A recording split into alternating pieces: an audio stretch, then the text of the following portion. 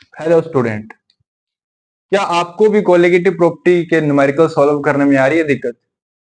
तो आप बिल्कुल सही जगह आए हैं। आपकी ये प्रॉब्लम आज सॉल्व होने वाली है। जो कोलिगेटिव प्रॉपर्टी के जितने भी न्यूमेरिकल्स रहते हैं आपके, वो सारे इस लेक्चर के अंदर कंप्लीट हो जाएंगे विद कंसेप्ट, कैसे सॉल्व करना है, कैसे एग्जाम के अंदर लिखना है।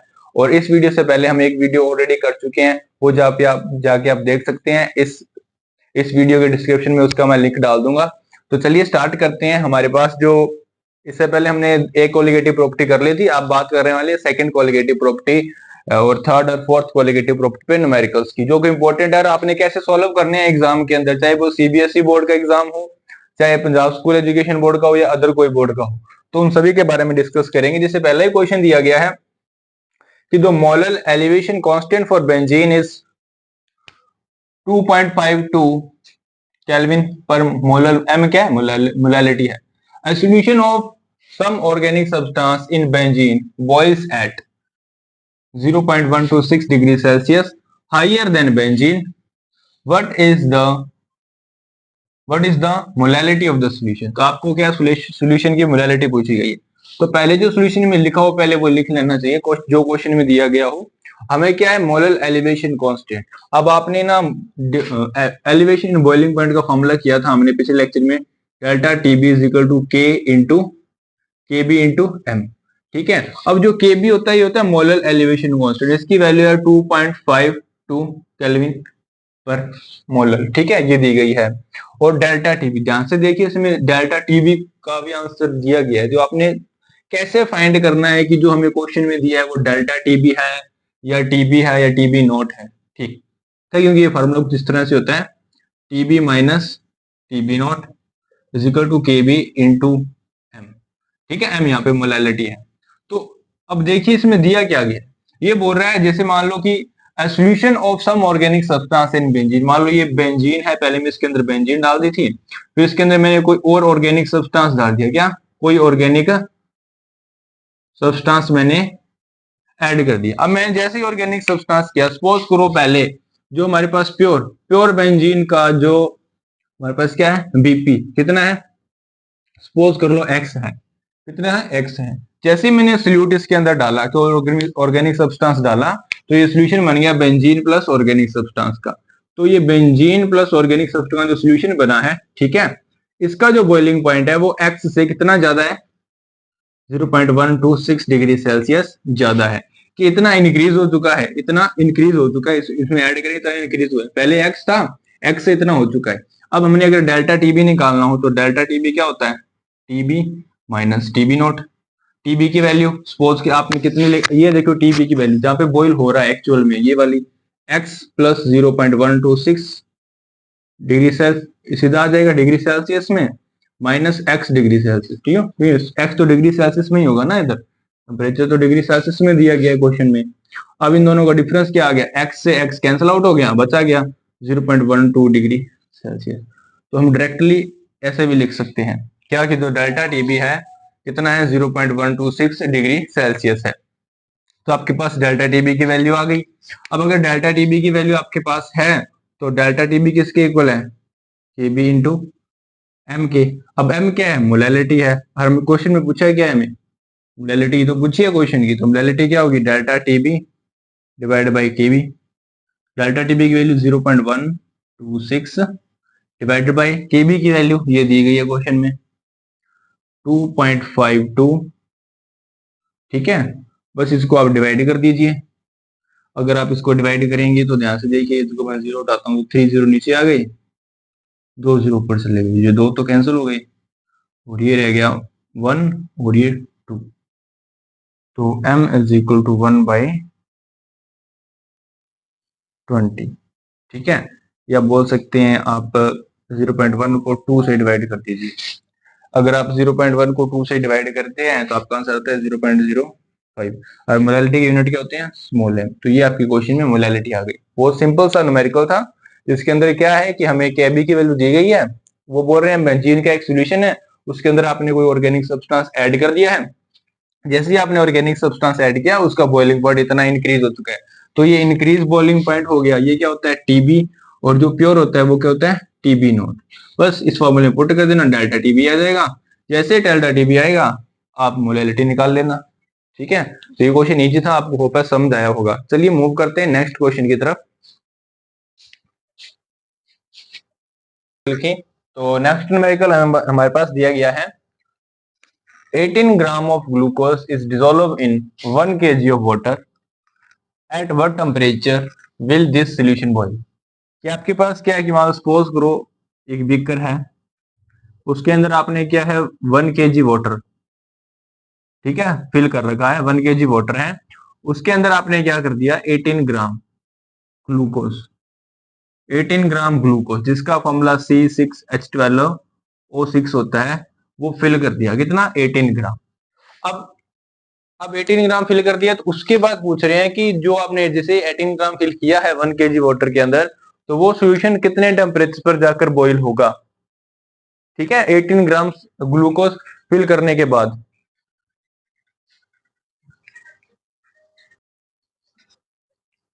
तो वो कितने टेम्परेचर पर जाकर बॉईल होगा वो आपने निकालना है।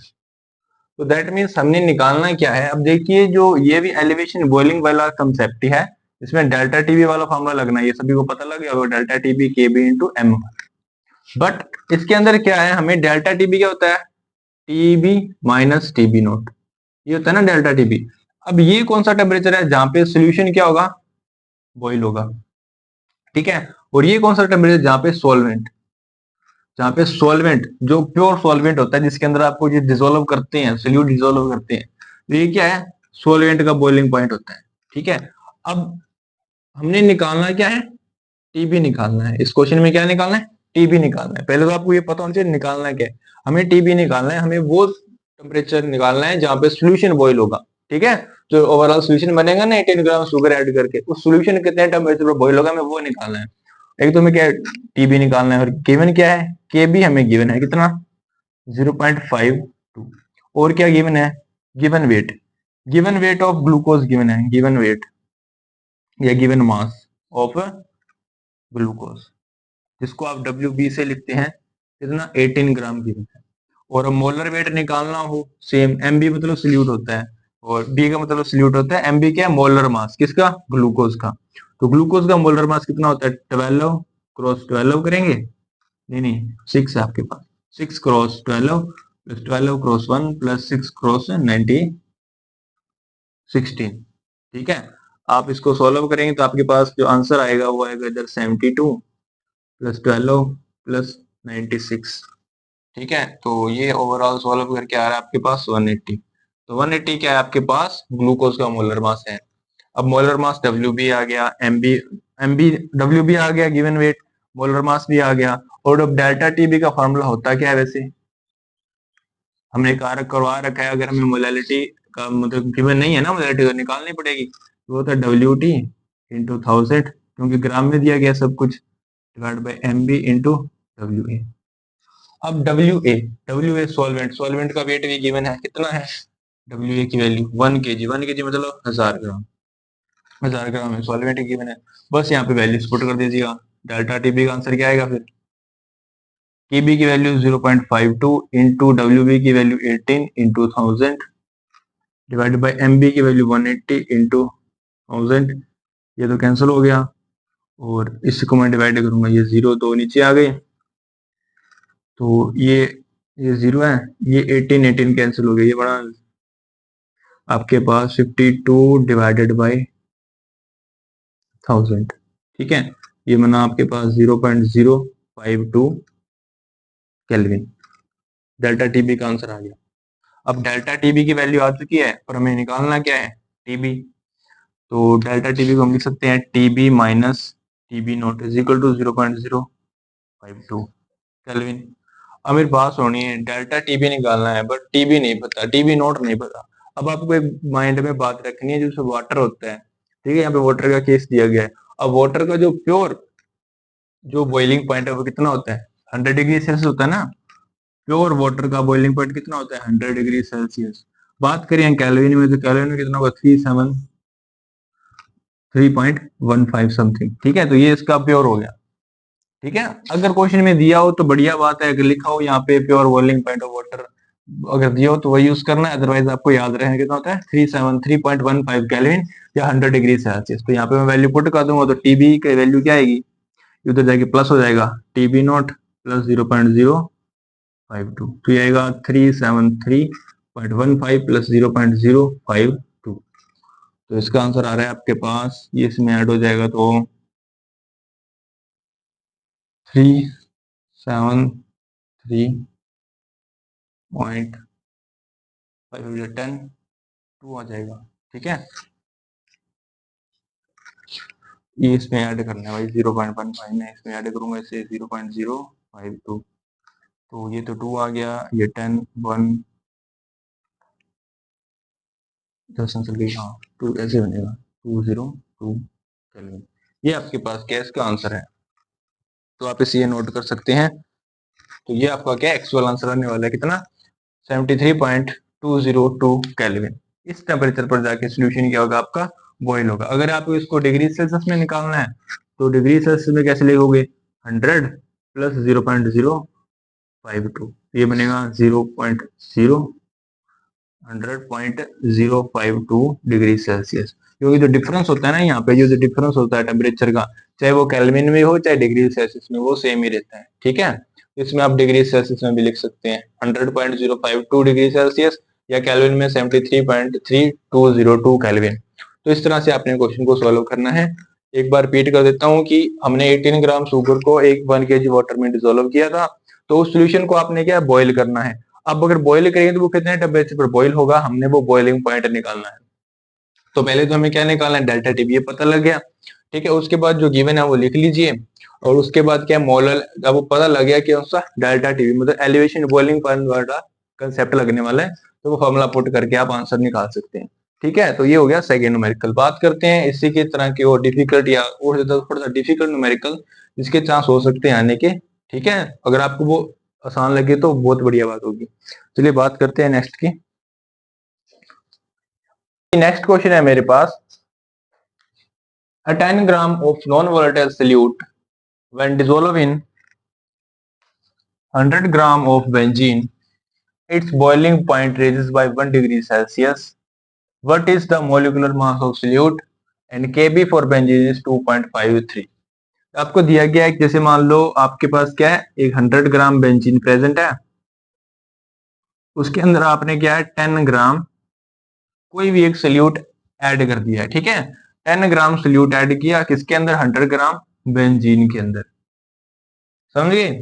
तो वो बोल रहे हैं उसका जो टेम्परेचर है वो 1 डिग्री से राइज हो चुका है।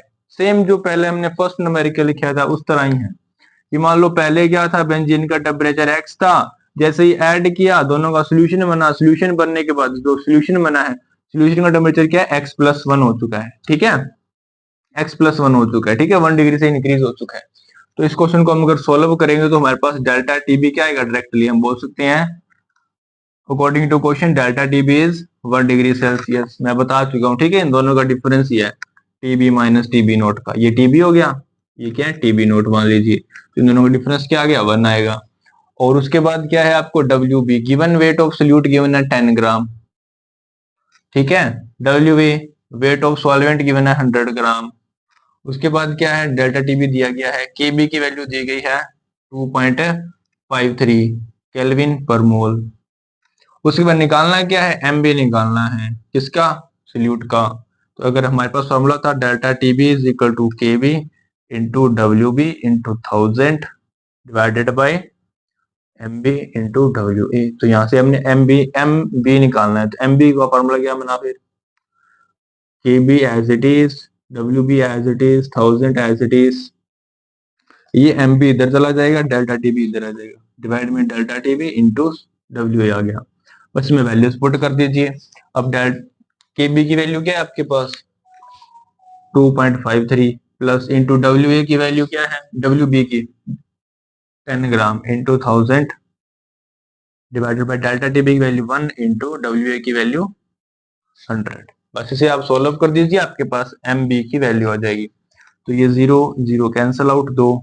ठीक है, और ये बन गया 253। ये देखिए ये 2 0 हटाऊंगा तो 2 0 नीचे और हो जाएंगे, ये दोनों भी कैंसल आउट, तो 253 253 आपके पास क्या है, एमबी का आंसर है। तो ये आपके पास आ गया मोलिकुलर वेट, जो सोलवेट सॉल्यूट आपने ऐड किया था उसका मोलिकुलर वेट क्या है, 253 है। इजी सा क्वेश्चन है, डिफिकल्ट नहीं है, आप कर सकते हैं।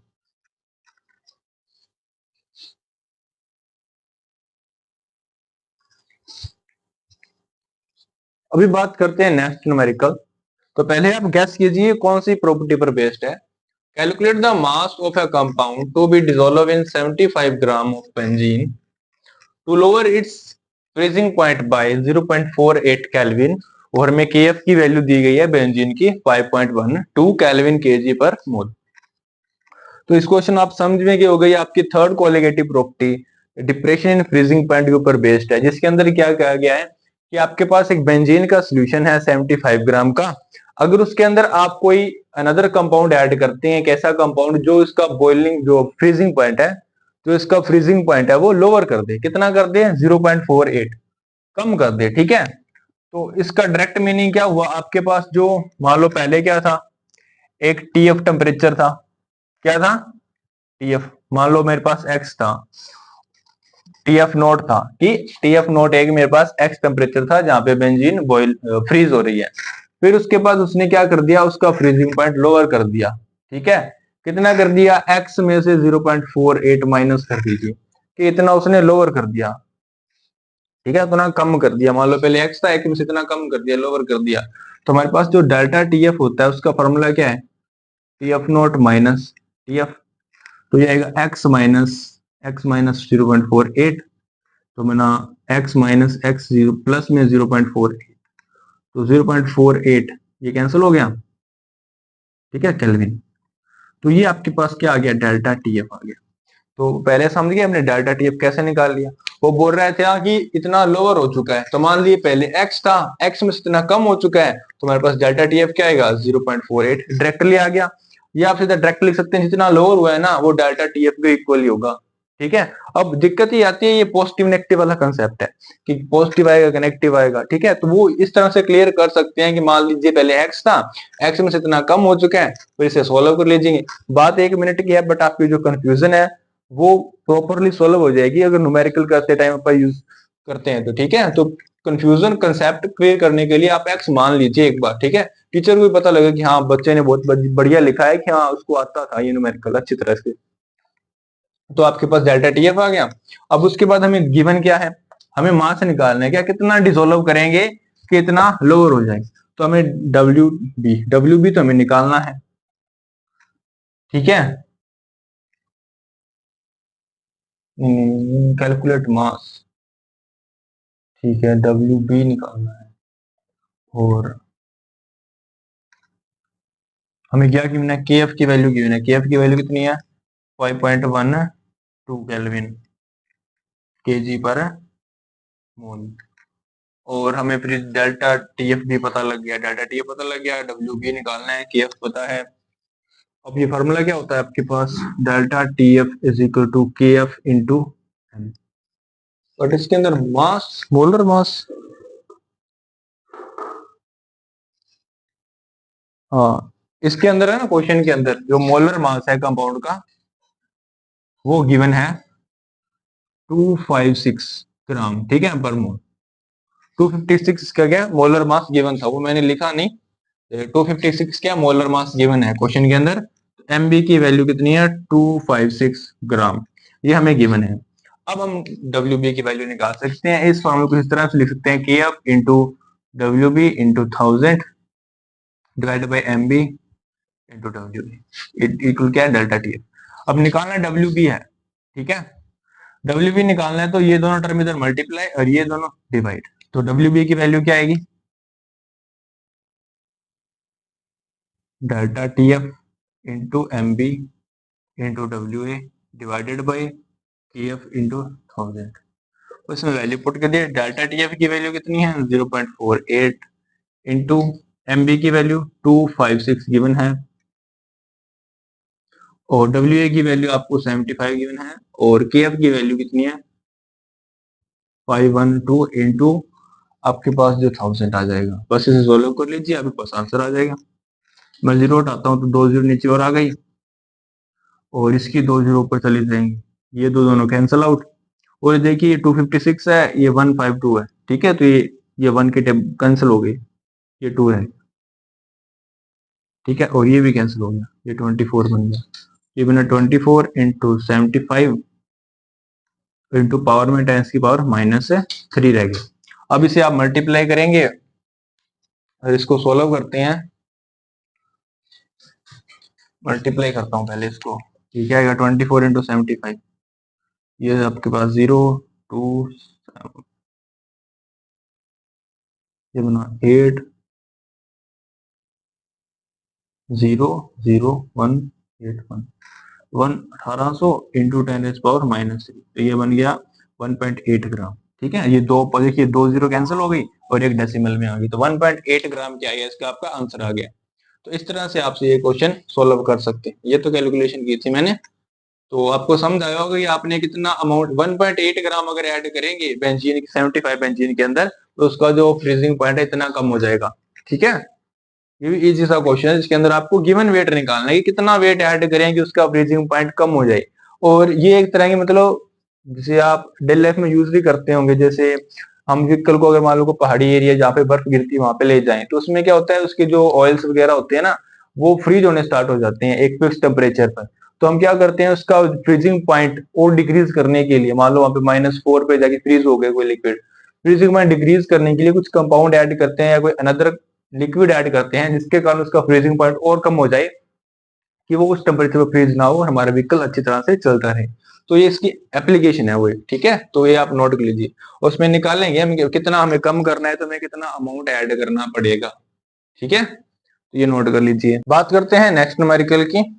तो हमारे पास जो नेक्स्ट न्यूमेरिकल है उसमें दिया गया है 0.1539 molar solution of cane sugar has a freezing point 271, ठीक है, कि आपके पास क्या है, एक सोल्यूशन है जिसकी मोलैलिटी आपको गिवन है 0.1539, ठीक है, एम मोलैलिटी गिवन है मोल पर केजी के अंदर। फिर बोल रहे हैं सोल्यूशन का जो फ्रीजिंग पॉइंट है, फ्रीजिंग पॉइंट किसका, सोल्यूशन का जो टीएफ है वो भी गिवन है आपको, कितना है 271 kelvin. And while the freezing point of pure water, और जो सोल्यूशन बना है शुगर केन शुगर का वाटर के अंदर है, और वाटर का जो फ्रीजिंग पॉइंट है प्योर वाटर का वो भी गिवन है, कितना, टीएफ नोट भी गिवन है 273.15 केल्विन। एंड पूछ रहे हैं at what will be the freezing point of N aqua solution containing 5 gram of glucose पर 100 ग्राम ऑफ सॉल्यूशन। बोल रहे हैं अगर आप लें कि आप 100 ग्राम वाटर लें, उसके अंदर आप 5 ग्राम शुगर ऐड कर दें, तो उसका फ्रीजिंग पॉइंट क्या निकल के आएगा वो निकालना है। तो पहले देखिए हमें एक सॉल्यूशन गिवन है। अब जो ये पहली 2 लाइन की स्टेटमेंट है ना, यहाँ तक देखिए पहली 2 लाइन की स्टेटमेंट है, ये एक सॉल्यूशन गिवन है, उस सॉल्यूशन का हमें क्या है, जिसमें वो सॉल्वेंट है उसका प्योर आपको दिया गया है, वो फ्रीजिंग पॉइंट भी और सॉल्यूशन का भी दिया गया है। तो पहले तो आप इस सॉल्यूशन का डाटा टीएफ निकाल लें, तो इसके बाद डाटा टीएफ क्या होता है, टीएफ नॉट माइनस टीएफ होता है 273.15 माइनस 273 यानी 271, तो इसका आंसर कितना आया 2.15 केल्विन। तो 2.15 केल्विन क्या आ गया आपका, डिप्रेशन इन फ्रीजिंग पॉइंट आ गया, कौन सा, ऊपर वाले सॉल्यूशन का। अब डाटा टीएफ आ गया, ठीक है, और हमें क्या है मोलैलिटी दी गई थी, मोलैलिटी हमने लिख ली। बट ऊपर वाला जो स्टेटमेंट दिया है उसके देने का फायदा ये है कि जो हमें जो सेकंड वाले स्टेटमेंट है, what will be the freezing point of N aqua solution containing 5 gram of glucose, ठीक है, सेम ही सॉल्यूशन है, उसमें बोल रहे हैं कि हमारे मान लो 100 ग्राम के अंदर डिसोल्व कर रहे हैं 5 ग्राम। तो जो सेकंड स्टेटमेंट है उसके अंदर हमें क्या है, के एफ की वैल्यू नहीं पता है, ठीक है, तो पहले वाले सॉल्यूशन से हम क्या करेंगे, के एफ की वैल्यू निकालेंगे। तो हमारे पास डेल्टा टी एफ होता है किसके इक्वल है, के एफ इंटू एम, यहाँ से के एफ की वैल्यू क्या आएगी, delta T F divide by M.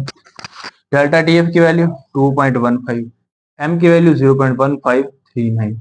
यहाँ से सॉल्व करेंगे, अब इसको डिवाइड करते हैं 2.15 को 0.1539 से, आपका आंसर आता है 13.97, ठीक है, केल्विन पर मोलैलिटी, ठीक है। पर मोलर। तो ये आपके पास KF की वैल्यू आ चुकी है। अभी सेकंड स्टेटमेंट में हमें क्या निकालना है, it will be freezing point निकालना है एक्वस सॉल्यूशन का, फ्रीजिंग पॉइंट निकालना है एक्वस सॉल्यूशन का, फ्रीजिंग पॉइंट निकालना है। तो पहले हम क्या निकालेंगे, इसके अंदर डेल्टा TF निकालते हैं। तो डेल्टा TF किसके लिए, फॉर ग्लूकोज सॉल्यूशन। ये ग्लूकोज के लिए निकाल रहे हैं, पहले हम किसकी बात कर रहे थे, केन शुगर की बात कर रहे थे। तो इसके अंदर मैं ग्लूकोज फॉर ग्लूकोज सॉल्यूशन है, ठीक है, नीचे वाला। उसके लिए डेल्टा TF क्या होगा, KF into WB into 1000 divided by MB into WB। तो KF की वैल्यू कितनी गिवन है, हमने अभी निकाल ली है 13.97। WB कितना 5 ग्राम डिसोल्व करना है इंटू 1000, और कितने के अंदर करना है, WA कितना है 100 के अंदर डिसोल्व करना है। अब जो ग्लूकोज है, अब ग्लूकोज का मोलिकुलर मास सभी को याद ही होना चाहिए था 180, बहुत बार करा दिया मैंने, ठीक है। ये इसको कैंसिल कर दीजिए, इधर ये 2 जीरो गई, ये वाली ये गई, और बस इसको सोल्व करेंगे तो आपके पास 13 इंटू 97 इंटू 5 डिवाइड बाई 18 बचेगा। और इसको अगर आप सोल्व करते हैं इसका, तो आंसर आपके पास आएगा 4.08 केल्विन। तो ये आपके पास क्या आ गया, डेल्टा TF आ गया। अब तो डेल्टा TF निकाल आया, ठीक है, हमें निकालना क्या है, TF निकालना है सोल्यूशन का, ठीक है। तो ये डेल्टा TF किसकी इक्वल होता है, TF नॉट माइनस TF, ये 4.08 के इक्वल है। यहाँ से TF क्या आएगा, TF not minus 4.08 is equal to TF। तो TF की वैल्यू क्या है, अब TF नॉट किसके अंदर है, वाटर के अंदर है। तो वाटर का प्योर फ्रीजिंग पॉइंट 273.15 माइनस 4.08 करेंगे, तो आपके पास क्या है, सॉल्यूशन का फ्रीजिंग पॉइंट आ जाएगा, कितने में फ्रीज होगा, तो 270 आएगा 269.07 केल्विन। तो इस टेम्परेचर पर जाके आपका सॉल्यूशन है वो बॉईल होगा, ठीक है। अगर आप 5 ग्राम को 100 ग्राम में डिसोल्व करेंगे ग्लूकोज को, तो आपके पास क्या है, वो 269.07 केल्विन पर जाके क्या होगा, फ्रीज होगा। ये आपने याद रखना है, ठीक है, या -4.08 डिग्री सेल्सियस पर। ये डायरेक्ट डिग्री सेल्सियस पे, यहाँ पे अगर 0 पुट करें यहाँ पे ये आएगा, तो माइनस के अंदर डिग्री सेल्सियस में आएगा -4.08 डिग्री सेल्सियस, और केल्विन में कितना है 269.07 केल्विन, ठीक है। ये नोट कर लीजिए। बताओ देता हूँ एक बार और कि इसमें दो सोल्यूशन दिए गए थे। पहला सोल्यूशन इसलिए दिया गया था कि उससे हम KF की वैल्यू निकाल लें और वो सेकंड में यूज कर लें, ठीक है। तो स्टूडेंट बात करते हैं नेक्स्ट न्यूमेरिकल की, जो कि fourth colligative property osmotic pressure के ऊपर बेस्ड है, जिसके अंदर हमें क्वेश्चन दिया गया है, if 1.71 of sugar are dissolved in 500 centimeter cube of solution at 300 Kelvin, what will be the its osmotic pressure। कि आप क्या कर रहे हैं, 1.71 ग्राम शुगर को डिसोल्व कर रहे हैं, सपोज कर लीजिए आप उसको वाटर में डिसोल्व करते हैं, ठीक है। तो कितने ml में, 500 ml, ठीक है, 500 ml है आपके पास। तो उसके अंदर तो आपको फाइंड करना है सोल्यूशन का ऑस्मोटिक प्रेशर कितना होगा। तो पहले जो हमें गिवन है, पहले तो बात करते हैं ऑस्मोटिक प्रेशर का formula, pi is equal to CRT। C क्या है, कंसंट्रेशन, N/V RT, और N क्या है, WB number of moles divide by molecular weight into volume. अगर वॉल्यूम ml में है तो 1000 मल्टीप्लाई में आएगा इनटू R इनटू T। तो ये आपके पास क्या होगा, पाई का फॉर्मूला होगा। अब इस फॉर्मूले से हमें क्या पाई निकालना है। तो पहले हमें WB गिवन है, WB क्या होता है, गिवन वेट ऑफ सोल्यूट, जो ऐड करना है, कितना है 1.71 का। फिर बात करते हैं MB मोलिकुलर वेट। अब हमारे पास शुगर है, शुगर का फॉर्मूला सभी को पता होना चाहिए, C12H22O11, ठीक है। तो 12 क्रॉस 12 प्लस 22 क्रॉस 1 और प्लस 11 क्रॉस 16। अगर आप इसे सोल्व करते हैं तो आपका आंसर होना चाहिए 342। ये याद रखना होता है, शुगर का मोलिकुलर मास 342 होता है। ये आ गया मेरे पास। और हमें क्या चाहिए, वॉल्यूम। वॉल्यूम गिवन है कितनी, 500 सेंटीमीटर क्यूब, मतलब ml के अंदर है। बस ये वैल्यू फॉर्मूला में पुट कर दीजिए, आपके पास क्या ऑस्मोटिक प्रेशर आ जाएगा। तो pi is equal to WB की वैल्यू कितनी है 1.71 ग्राम, ठीक है, इनटू आपके पास क्या है 1000। अब देखिए R क्या है आपके पास, R है यूनिवर्सल गैस कांस्टेंट, ठीक है। इसकी वैल्यू अगर प्रेशर दिया को याद रखना, जहां पे प्रेशर की बात करी जाएगी वहां पे आर की वैल्यू 0.083, ठीक है, 83 यूज करेंगे। इसके यूनिट भी होते हैं लीटर बार पर केल्विन पर मोल, ठीक है, लीटर बार पर केल्विन पर मोल, ये इसकी यूनिट होगी। ये वैल्यू यूज करनी है, वैल्यू 0.083 इंटू टेम्परेचर देखिए केल्विन में ही यूज करना है, कितना है 300 डिवाइडेड बाय एमबी, एमबी की वैल्यू कितनी दी गई है 342 इंटू वॉल्यूम 5। तो अगर आप इसे सॉल्व करते हैं तो सिंपली आपके पास क्या इसका आंसर आ जाएगा,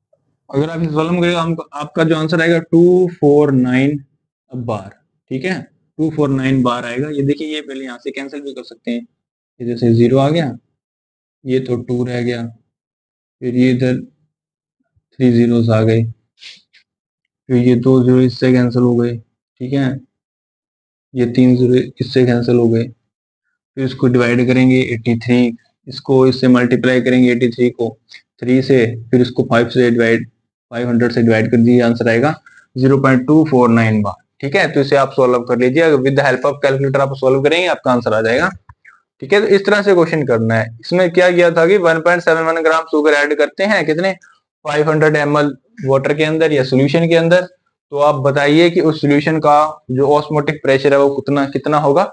वो हमने simple by the formula using osmotic pressure निकाल लिया है। अभी बात करते हैं नेक्स्ट वो क्वेश्चन जिसके अंदर वांट ऑफ फैक्टर भी इंक्लूड होगा, जहां पे हम शुगर ग्लूकोज वगैरह की बात नहीं करेंगे, वहां पे हम बात करेंगे एक इलेक्ट्रोलाइट की। हम एक इलेक्ट्रोलाइट को डिसॉल्व करेंगे कोई सॉल्वेंट के अंदर, तब उनकी कोलिगेटिव प्रॉपर्टी में क्या चेंजेस आएंगे। तो नेक्स्ट बात करते हैं हम वो न्यूमेरिकल जो कि वांट ऑफ फैक्टर के ऊपर बेस्ड होंगे। तो चलिए इसको डिस्कस करते हैं। जिससे पहला ही न्यूमेरिकल दिया गया है 2 gram of benzoic acid dissolved in 25 gram of benzene shows that depression in freezing point is equal to 1.62 Kelvin and Kb की वैल्यू दी गई है बेंजीन की, और पूछा गया what is the percentage association of acid if it's form dimer in a solution. तो पहले तो मैं आपको क्वेश्चन का मतलब समझा देता हूँ कि पूछा क्या गया और करना क्या है।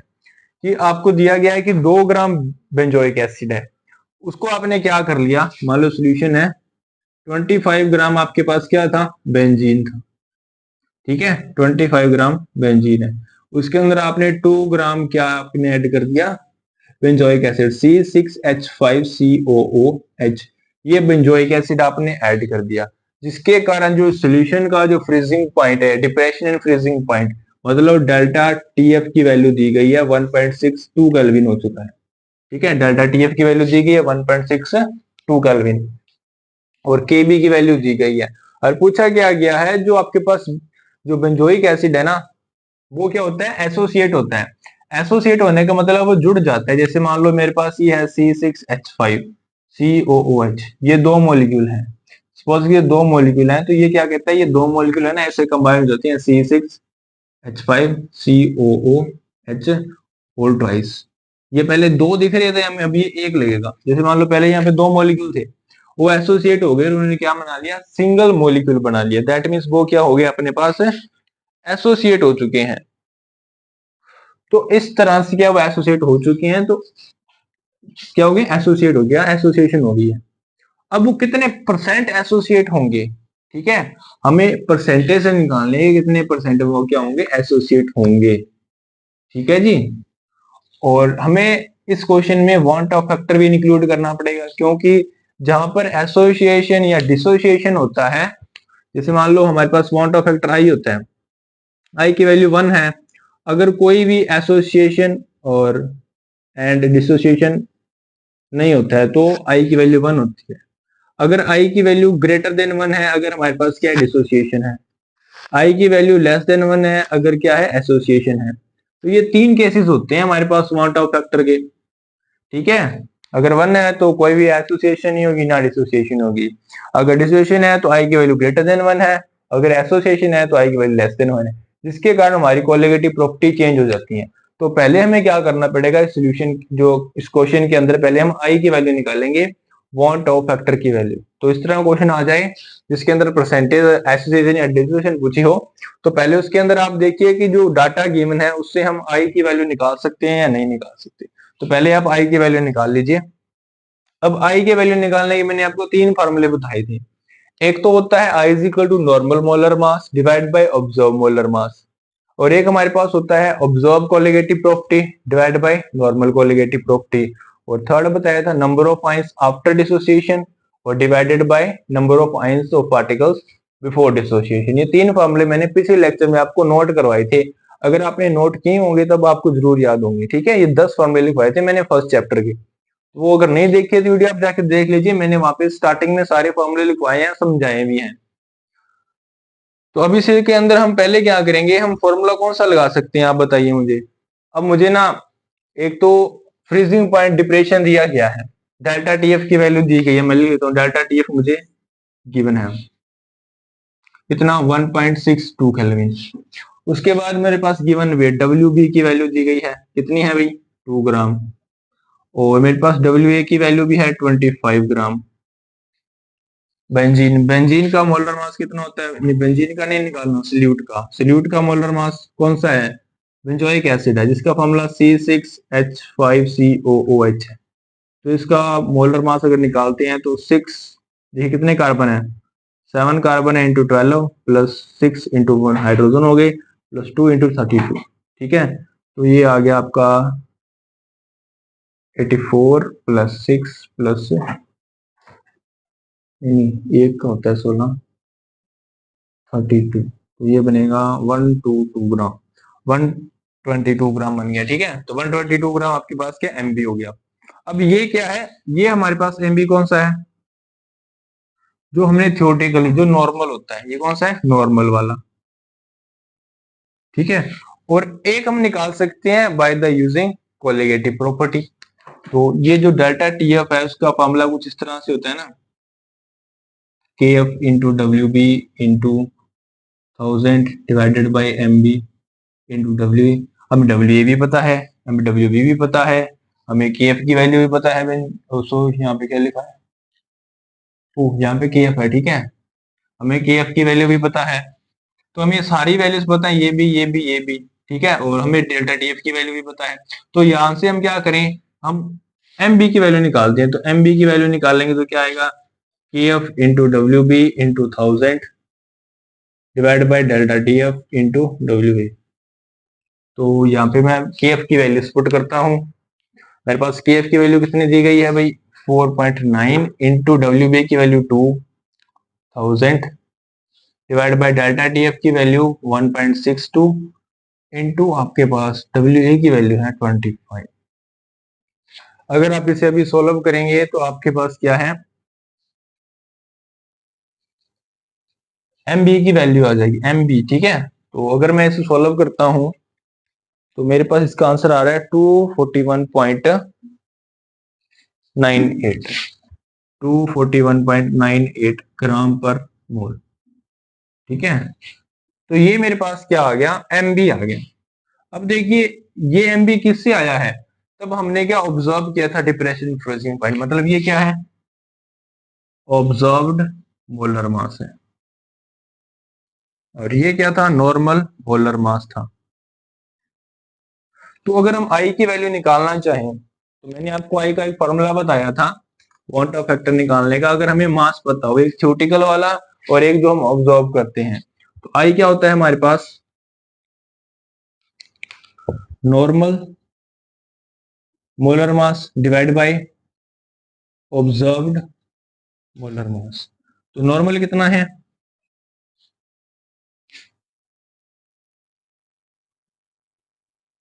नॉर्मल तो हमारे पास कितना है 122, ऑब्जर्व कितना है 241.98।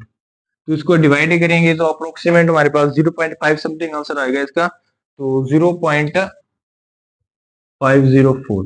ये आपके पास क्या आई की वैल्यू आ गई। अब आई की वैल्यू देखिए क्या है, 1 से बड़ी या छोटी, आई की वैल्यू क्या है 1 से बड़ी, नहीं छोटी है। आई की वैल्यू क्या है, 1 से छोटी है। अगर आई की वैल्यू 1 से छोटी है तो जो बेंजोइक एसिड है उसका क्या होगी, एसोसिएशन होगी। ये हमने कंफर्म कर लिया। देयरफॉर बेंजोइक एसिड क्या होगा, एसोसिएट होगा।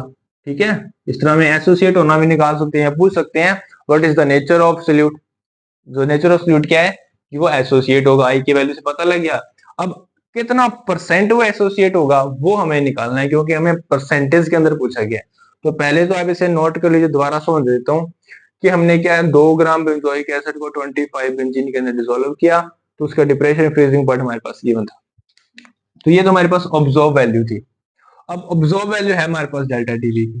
ठीक है, और उसके बाद क्या है, हमने ऑब्जर्व वैल्यू है। ठीक है, तो हम वांटा फैक्टर के 3 फार्मूले से पहला फार्मूला लगा सकते हैं, क्योंकि ऑब्जर्व वैल्यू दी गई है जो उसने एक्सपेरिमेंट डिटरमाइन की थी, थ्योरेटिकल नहीं दी गई। अगर थ्योरेटिकल होती तो हम डायरेक्ट आई के वैल्यू निकाल देते, थ्योरेटिकल पता होती, एक्सपेरिमेंटल पता होती तो। पर इसके अंदर हम क्या निकालेंगे, मास की वजह से, क्योंकि हम जो एक्सपेरिमेंटल वैल्यू दी गई है ना ऑब्जर्व वैल्यू, उससे हम मोलर मास निकाल सकते हैं। कौन सा, ये वाला ऑब्जर्व मोलर मास निकाल सकते हैं, किसका, बेंजोइक एसिड का। वो हमने निकाल लिया, इतना आ रहा है। और एक हमारे पास क्या होता है, थ्योरेटिकल होता है। अगर उन दो, अब थ्योरेटिकल या नॉर्मल को डिवाइड कर देते हैं ऑब्जर्व से, तो हमारे पास आई की वैल्यू आ गई। अब आई की वैल्यू बता रही है कि बेंजोइक एसिड एसोसिएट होगा। अब उसके बाद वो कितना परसेंट एसोसिएट होगा वो निकालते हैं।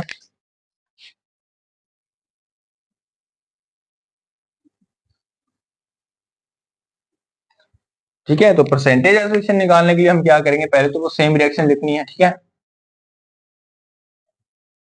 एसोसिएट हो गया C6H5 COOH4 2 बन गया। अब बोलो मेरे पास एक तो है इनिशियल कंसेंट्रेशन, एक है फाइनल। इनिशियल मान लो मेरे पास इसके क्या है, 1 मोल प्रेजेंट है। कितने हैं, 1 मोल प्रेजेंट है। तो यहाँ पे अगर मेरे 1 मोल है इनिशियली, तो ये क्या है, 0 0 होगा ना, कुछ बनेगा ही नहीं, इनिशियल है। अब सपोज कीजिए 1 में से कुछ अल्फा मोल क्या हो गए, एसोसिएट हो गए। अल्फा क्या एक फ्रैक्शन है, फ्रैक्शन ऑफ मोलिक्यूल्स। मान लो कुछ फ्रैक्शन ऑफ, मान लो 1 है, 1 में से अब उसमें 100 है, 100 में से 50 मोलिक्यूल क्या हो गए, एसोसिएट हो गए। तो मान लो अल्फा मोलिक्यूल एसोसिएट हो गए, तो यहाँ पे कितने बनेंगे, अल्फा बाई 2 बनेंगे। क्या रखना, 1 में से अल्फा मोल गए तो अल्फा बाई 2 बने। ये मैंने कैसे निकाला, यहां से देखिए मेरे पास इधर 2 थे, 2 मोलिक्यूल से कितने बने, एक मोलिक्यूल, मतलब 2 का हाफ बनाना।